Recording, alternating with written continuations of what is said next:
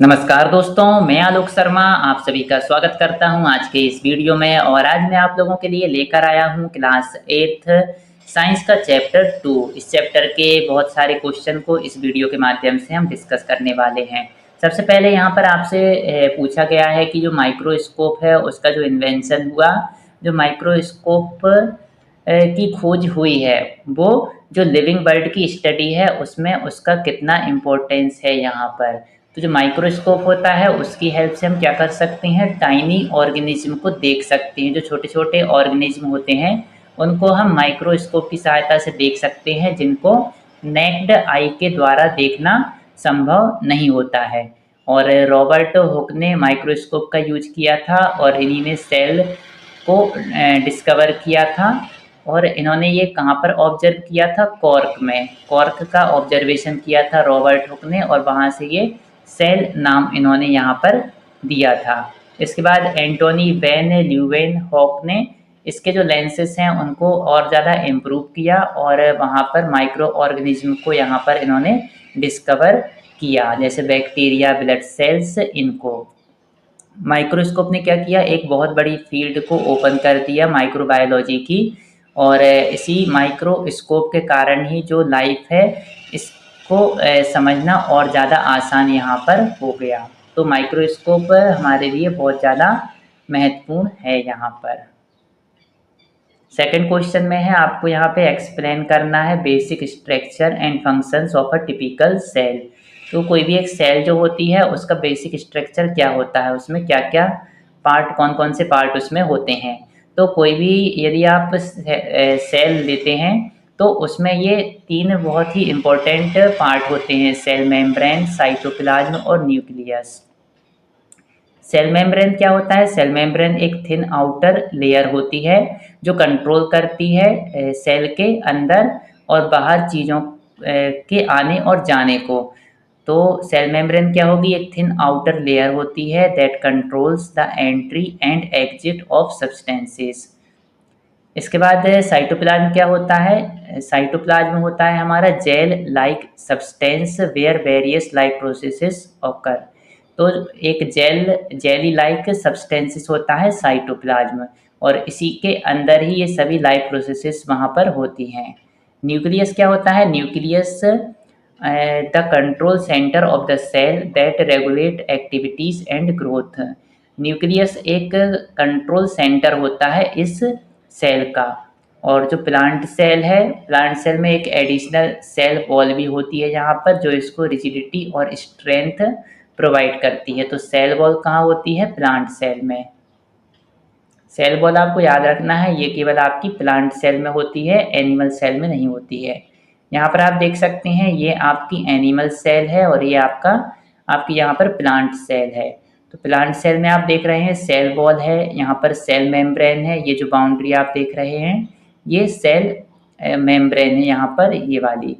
और cell membrane के बाद न्यूक्लियस ये देख रहे हैं यहाँ पर आप, ये है आपका क्लोरोप्लास्ट, साइटोप्लाज्म और वैक्यूल्स और माइटोकॉन्ड्रिया। तो ये चीज़ें होगी हमारे प्लांट सेल में। एनिमल सेल की बात करें तो इसमें सेल वॉल नहीं होती है, इसमें सेल मेम्ब्रेन है, न्यूक्लियस होती है और इसमें साइटोप्लाज्म भी होता है और ये माइटोकॉन्ड्रिया है। साइटोप्लाज्म ये वाला पार्ट होता है, इसी में सभी लाइफ प्रोसेसेस यहाँ पर होती हैं, ये जो यहाँ पर लिखा था हमने। इसके बाद बात करते हैं थर्ड क्वेश्चन की। तो थर्ड क्वेश्चन में आपको डिस्क्राइब करना है procedure and finding of the onion peel and cheek cell experiments. तो यहाँ पे क्या होता है, जो प्याज होती है, प्याज की आपने एक पतली सी परत ऊपर निकाली होगी, उसमें आपको यहाँ पर सेल की स्टडी करना है। और जो चीक सेल होती है उसकी भी आपको यहाँ पर स्टडी करके लिखना है। तो in the onion peel experiment stand onion cells were viewed under a microscope. इसमें क्या होता है, वही ऑनियन पील को एक माइक्रोस्कोप की सहायता से यहाँ पर हम देखते हैं। जब उसको हम देखते हैं तो उसमें हमको एक रेक्टेंगुलर टाइटली पैक्ड सेल वहाँ पर दिखाई देती हैं। तो इसमें कौन सा शेप होता है, रेक्टेंगुलर। और इसमें एक सेल वॉल भी हमें यहाँ पर दिखाई देती है। इसके बाद जब हम चीक सेल की स्टडी करते हैं, एक्सपेरिमेंट करते हैं, Human cheek cells stand with methylene blue, were observed as polygonal with a visible nucleus but no cell wall। तो जो चीक सेल है उसमें आपको जो शेप मिलता है वो पॉलीगोनल होता है, और उसमें आपको एक न्यूक्लियस भी दिखता है, लेकिन उसमें आपको सेल वॉल नहीं दिखती है। और these experiments show that plant and animal cell differ in shape and structure। तो इससे आपको पता चलता है कि जो एनिमल सेल है और प्लांट सेल है इन दोनों में काफ़ी डिफरेंस होता है। यहाँ पर आप देख सकते हैं ये ऑनियन पील को यहाँ पर निकाल रहे हैं, और इसमें से क्या किया है, ये जो ऑनियन बल्ब होता है ये एक परत होती है जो प्याज के ऊपर रहती है, उसको निकाल के उसको यहाँ पर रख दिया है उसमें, और उसके बाद उसमें एक ड्रॉप यहाँ पे सेफ्रेनिन की डाली है, जिससे कि वो स्पष्ट वहाँ पर हमको क्लियर सेल वहाँ पर दिख पाए। उसके बाद यहाँ से ऑनियन पील को उठाकर इसमें रख दिया है, और इसमें रखने के बाद फिर क्या किया है, ब्रश से इसमें ये ग्लिसरीन भी यहाँ पर ड्रॉप यहाँ पर डाल दिए हैं उसके ऊपर।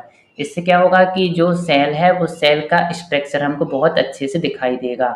इसके बाद इसको ये कवर कर दिया है, और कवर करने के बाद फिर माइक्रोस्कोप से जब आप इसको देखेंगे तब आपको इसमें इस प्रकार से आपको यहाँ पर दिखाई देगा।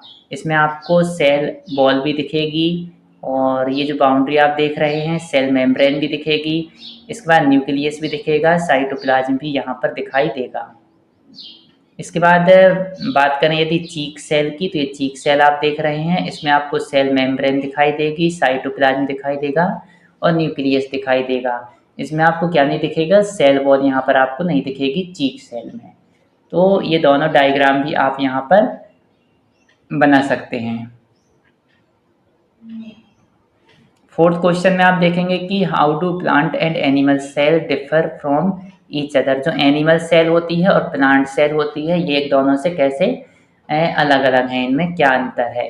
तो अभी मैंने आपको बताया था कि जो प्लांट सेल है उसमें सेल वॉल भी वहाँ पर होती है। तो plant cell have a cell wall, chloroplast और लार्ज वैक्यूल्स, ये प्लांट सेल में होते हैं। एनिमल सेल में क्या होता है, lack of a cell wall, इसमें सेल वॉल नहीं होती है, और क्लोरोप्लास्ट भी यहाँ पर नहीं होता है, और बहुत स्मॉल या नो वैक्यूल्स यहाँ पर होता है। और ये डिफरेंसेस करते हैं support their unique functions such as photosynthesis in plants and mobility in animal. आपने देखा होगा जो प्लांट होते हैं उनमें फोटोसिंथेसिस की प्रोसेस होती है, और जो एनिमल्स होते हैं वो क्या होता है, एक जगह से दूसरी जगह जा सकते हैं एनिमल्स। तो ये दोनों जो एक एनिमल और प्लांट में डिफरेंस होता है वो इसी कारण होता है क्योंकि उनमें जो सेल हैं उन सेल के स्ट्रक्चर में वहाँ पर डिफरेंस है। यहाँ पर मैंने फिर से डायग्राम बना दिया है जो कि इसके पहले वाले ये स्लाइड में मैंने बनाया था। तो इस डायग्राम को आपको अच्छे से तैयार कर लेना है। यहाँ पर आप डिफरेंस भी देख सकते हैं, ये आपके एनिमल सेल के बारे में लिखा है, ये प्लांट सेल के बारे में यहाँ पर लिखा है। तो सबसे पहले सेल वॉल की बात करें तो एनिमल सेल में सेल वॉल अब्सेंट होती है और प्लांट सेल में ये प्रेजेंट होती है। और सेल वॉल किससे मिलकर बनी होती है, सेलुलोज से। इसके बाद शेप की बात करें तो एनिमल सेल जो होती हैं वो इरेगुलर होती हैं या राउंड शेप होती हैं। प्लांट सेल की बात करें तो ये फिक्स्ड होती है, फिक्स्ड शेप इनका होता है, और ये रेक्टेंगुलर शेप की होती हैं। क्यों होती हैं, क्योंकि इनमें सेल वॉल भी प्रेजेंट होती है। प्लांट सेल की बात करें तो इसमें क्लोरोप्लास्ट एब्सेंट होता है, इसमें नहीं होता है क्लोरोप्लास्ट एनिमल सेल में, और प्लांट सेल में ये प्रेजेंट होता है। इसमें कुछ एक्सेप्शन केस भी होते हैं, कुछ यूनिसेल्युलर ऑर्गेनिज्म होते हैं जहाँ पर ये क्लोरोप्लास्ट होता है, लेकिन नॉर्मली ये एब्सेंट होता है और इसमें ये प्रेजेंट होता है। वैक्यूल्स की बात करें तो इसमें स्मॉल या टेम्परेरी वैक्यूल्स होते हैं एनिमल सेल में, और प्लांट सेल में ये लार्ज वैक्यूल्स यहाँ पर होते हैं। एनिमल सेल में सेंट्रियोल्स की बात करें यदि तो इसमें प्रेजेंट होता है, इसमें एब्सेंट होता है। प्लास्टिड्स की बात करें यदि तो इसमें एब्सेंट होता है और इसमें ये प्रेजेंट होता है।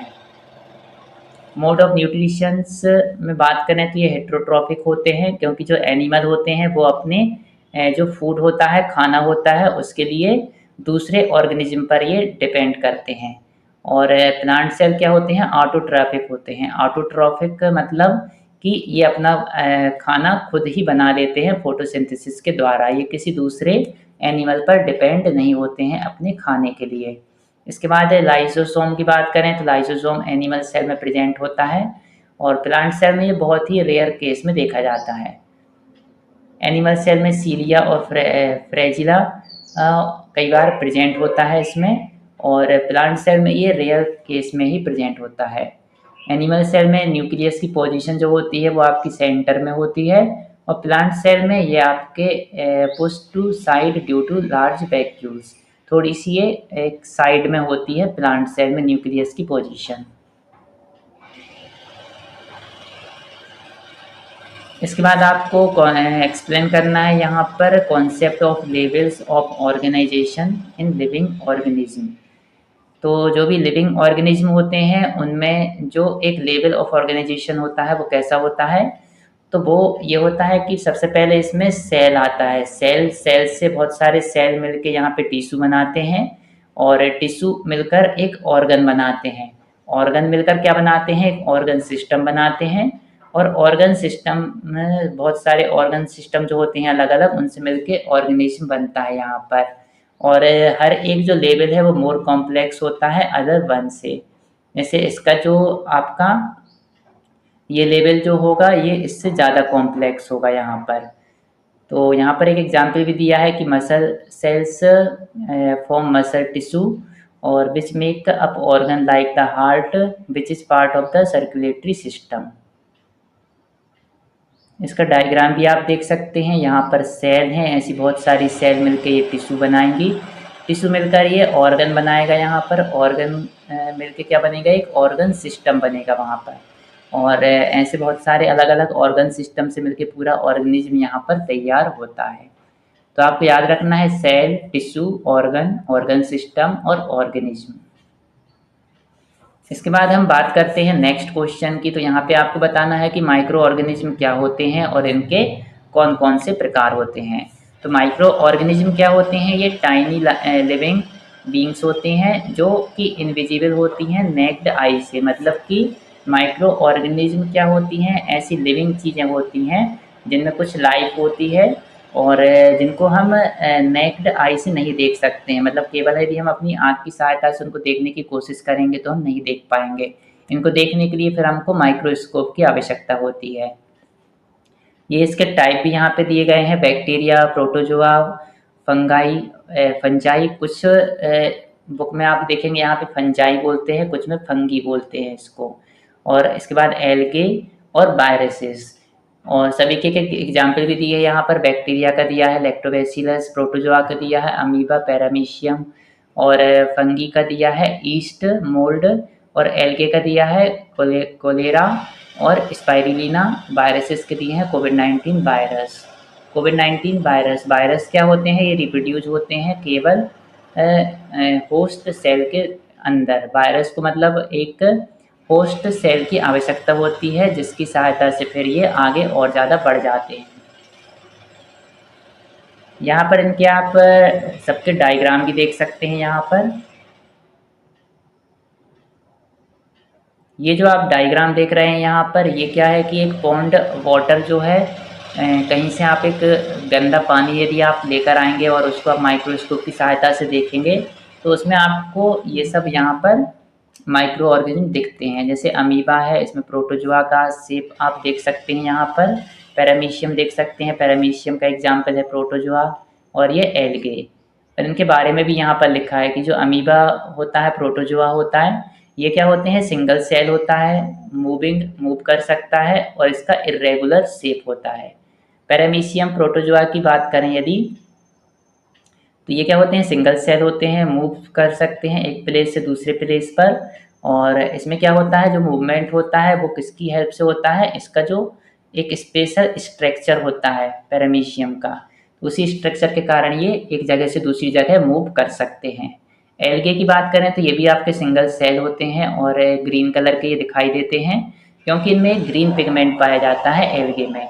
और movement take place with the help of specialised structure. इसमें इनका भी एक स्पेशलाइज्ड स्ट्रक्चर होता है जिसकी सहायता से ये एक स्थान से दूसरे स्थान पर मूव कर सकते हैं। ये जो दूसरा डायग्राम आप देख रहे हैं ये आपको organism present in soil suspension.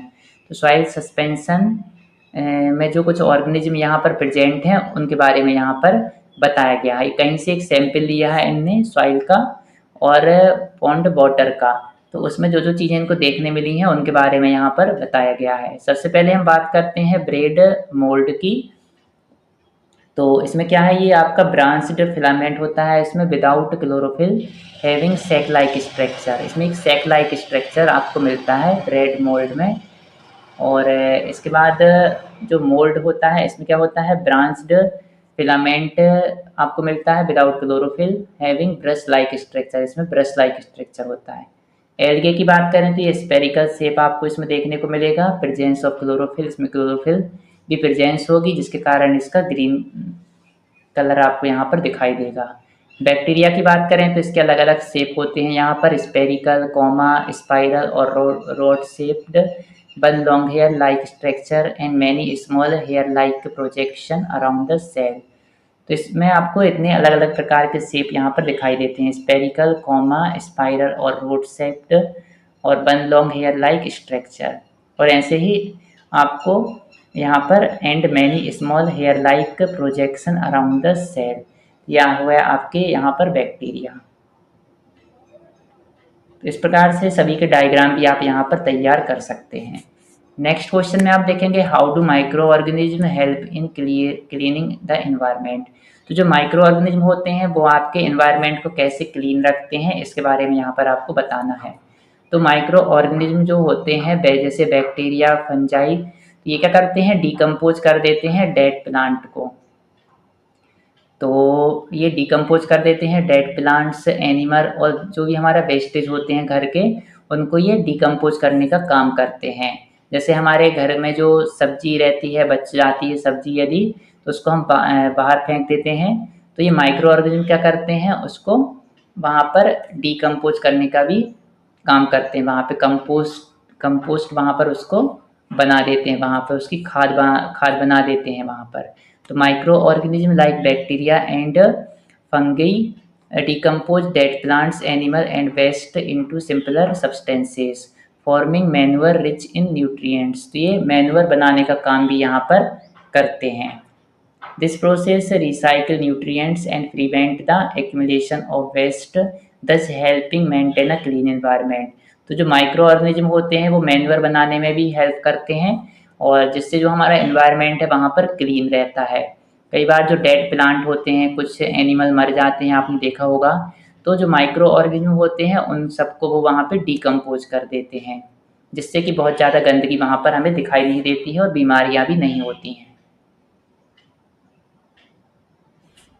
अब यहाँ पे आपको माइक्रो ऑर्गेनिज्म का रोल बताना है, जो कि आपके फूड प्रिपरेशन में यहाँ पर आपको उसमें क्या रोल उसका होता है। What role do micro organism play in food preparation. तो माइक्रो ऑर्गेनिज्म जो होते हैं ये आपको बहुत ज़्यादा हेल्प करते हैं यहाँ पर फूड प्रिपरेशन में।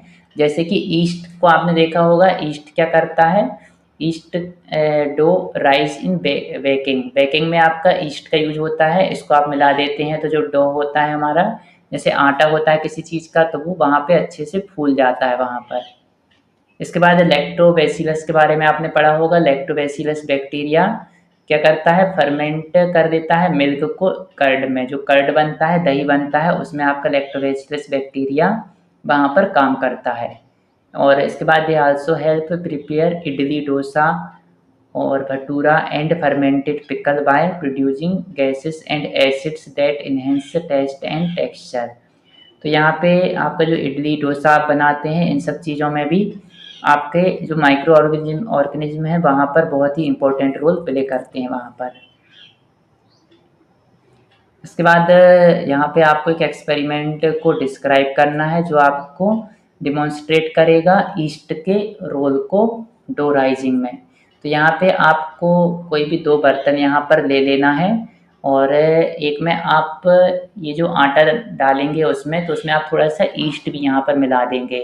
तो ईस्ट शुगर और वार्म वाटर वहाँ पे आप मिला देंगे, और जो दूसरा रहेगा उसमें आप ईस्ट नहीं मिलाएंगे। तो कुछ घंटे के बाद जब आप देखेंगे तो जिसमें आपने ईस्ट मिलाया था वो बहुत ज़्यादा सॉफ्ट और यहाँ पे फ्लफी आपको वहाँ पे दिखाई देगा, क्योंकि ईस्ट क्या करता है वहाँ पर वो फर्मेंटेशन कर देता है और उससे एक कार्बन डाइऑक्साइड गैस वहाँ पे प्रोड्यूस होती है, और उसी कार्बन डाइऑक्साइड गैस के कारण वहाँ पे क्या हो जाएगा, आपका जो आटा आपने गूँथा था वहाँ पर वो बहुत ज़्यादा सॉफ्ट और फ्लफी वहाँ पर हो जाता है। तो बस यहाँ पर आपको यही लिखना है। अब यहाँ पे आपको बताना है 10th क्वेश्चन में कि जो राइजोबियम बैक्टीरिया होता है वो एग्रीकल्चर में कैसे हेल्प करता है। तो मैंने आपको बताया था कि जो रूट नोड्यूल होते हैं उसमें जो राइजोबियम होता है वो क्या करता है, एटमॉस्फेयर से नाइट्रोजन को लेता है और उसको प्लांट को प्रोवाइड करता है। तो जो नाइट्रोजन की रिक्वायरमेंट है वो वहाँ पर प्लांट की पूरी हो जाती है। तो rhizobium bacteria live in root nodule of leguminous plant like beans and peas. तो ये कुछ प्लांट में क्या होता है, राइजोबियम उसके रूट नोड्यूल में होता है, जो क्या करता है, फिक्स करता है atmospheric nitrogen into usable form. जो भी एटमॉस्फेयर में नाइट्रोजन होती है उसका वो यूज करता है, और जो सॉइल है हमारी मिट्टी है उसको बहुत ज़्यादा फर्टिलाइज वहाँ पर बना देता है, और ये नेचुरल तरीके से ही ये काम वहाँ पर करता है, तो किसी प्रकार का पॉल्यूशन भी हमको नहीं होता है।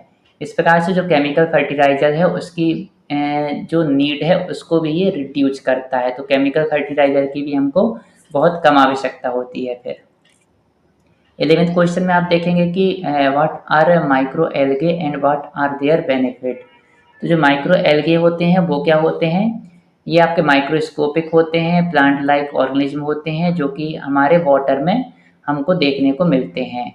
और इनका क्या बेनिफिट है, तो सबसे पहले ये फोटोसिंथेसिस परफॉर्म करते हैं, ऑक्सीजन गैस रिलीज करते हैं, और इसके बाद serve as food for aquatic animal. जो एक्वेटिक एनिमल होते हैं जो पानी में रहते हैं एनिमल, उनको ये फूड प्रोवाइड करते हैं।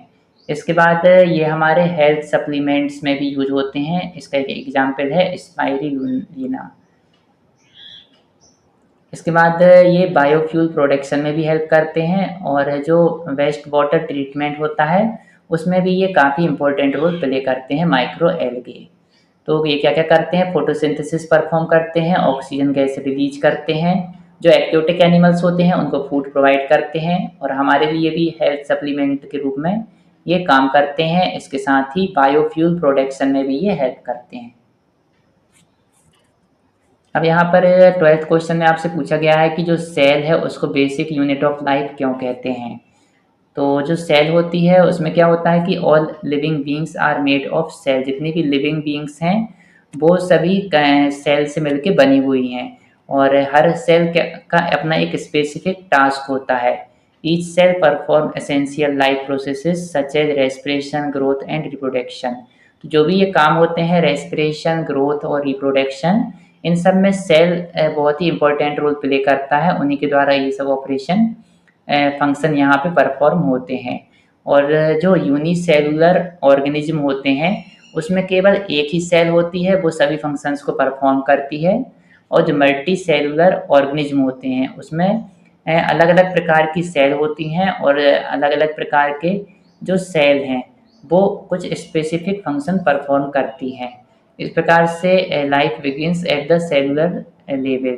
तो जो लाइफ स्टार्ट होती है उसमें सेल हमारा बहुत ही इम्पोर्टेंट रोल प्ले करते हैं। इसके बाद आपको बताना है कि जो सेल का शेप और स्ट्रक्चर है उसके बारे में आपको यहाँ पर लिखना है। तो यहाँ पे कुछ सेल के बारे में मैंने यहाँ पर बताया हुआ है कि जो मसल सेल होती हैं वो क्या होती हैं, स्पिंडल शेप्ड होती हैं फॉर मूवमेंट। नर्व सेल क्या होती हैं, लॉन्ग होती हैं और ब्रांच्ड होती हैं, ये मैसेज को ट्रांसफ़र करने का काम करती हैं। ये चीक सेल क्या होती हैं, फ्लैट होती हैं जो एक प्रोटेक्शन प्रोवाइड करती हैं। प्लांट सेल क्या होती हैं, अलग अलग शेप इनके होते हैं, और हर सेल का वहाँ पे एक अलग अलग रोल वहाँ पर होता है। तो आपको ये सेल के नाम भी याद रखना है, मसल सेल, नर्व सेल, चीक सेल और प्लांट सेल। 14 क्वेश्चन में आप देखेंगे कि आपको डिफरेंस यहाँ पर लिखना है यूनिसेलुलर और मल्टीसेलुलर ऑर्गेनिज्म में। तो यूनिसेलुलर ऑर्गेनिज्म में क्या होता है, एक ही सेल होती है और वही सेल सभी प्रकार के लाइफ फंक्शन को वहाँ पे परफॉर्म करती है यूनिसेलुलर ऑर्गेनिज्म में। इसके एग्जाम्पल हैं बैक्टीरिया और अमीबा। इसके बाद है मल्टी सेलुलर ऑर्गेनिज्म। क्या होते हैं, इनमें अलग अलग प्रकार की सेल होती हैं और अलग अलग प्रकार की सेल और उनका ग्रुप अलग अलग टास्क वहाँ पे परफॉर्म करते हैं, जैसे ह्यूमन और ट्री। यहाँ पे आप देख सकते हैं मल्टी सेलुलर ऑर्गेनिज्म के एग्जाम्पल हैं ह्यूमन और ट्री। और इसमें बहुत सारी स्पेशलाइज्ड सेल्स होती हैं जो एक साथ मिलकर टिश्यू बनाती हैं, टिश्यू से मिलकर ऑर्गन बनता है और ऑर्गन से मिलकर क्या बनते हैं आपके ऑर्गन सिस्टम, और उसके बाद बनता है ऑर्गेनिज्म। अब हम बात करते हैं 15 क्वेश्चन की। तो यहाँ पे डॉक्टर आनंद मोहन चक्रवर्ती का क्या कंट्रीब्यूशन है उसके बारे में आपको लिखना है माइक्रोबायोलॉजी के फील्ड में। माइक्रोबायोलॉजी के क्षेत्र में आपके डॉक्टर आनंद मोहन चक्रवर्ती का क्या रोल है। तो जो डॉक्टर चक्रवर्ती हैं इन्होंने डेवलप किया था जेनेटिकली मॉडिफाइड बैक्टीरियम। और क्या डेवलप किया था, जेनेटिकली मॉडिफाइड बैक्टीरियम, जो capable of breaking down oil spills, helping to clean up environment pollution, जो इन्वायरमेंट पॉल्यूशन को क्लीन करने में बहुत ज़्यादा वहाँ पर हेल्प करता है। His discovery was the first genetically modified organism to receive a patent. और इनकी जो डिस्कवरी थी, ये first genetically modified organism to receive a patent, इनको पेटेंट भी यहाँ पे रिसीव हुआ है। और highlighting the role of microbes in biotechnology, biotechnology में माइक्रोब्स का कितना इंपॉर्टेंट रोल होता है उसको भी ये हाईलाइट करते हैं। और आपको मेरा वीडियो पसंद आया हो तो इसको लाइक अवश्य करें, और यदि आपने अभी तक मेरे चैनल को सब्सक्राइब नहीं किया है तो मेरे चैनल को सब्सक्राइब अवश्य करें। आपने मेरे वीडियो को देखा इसके लिए बहुत बहुत धन्यवाद। Thank you.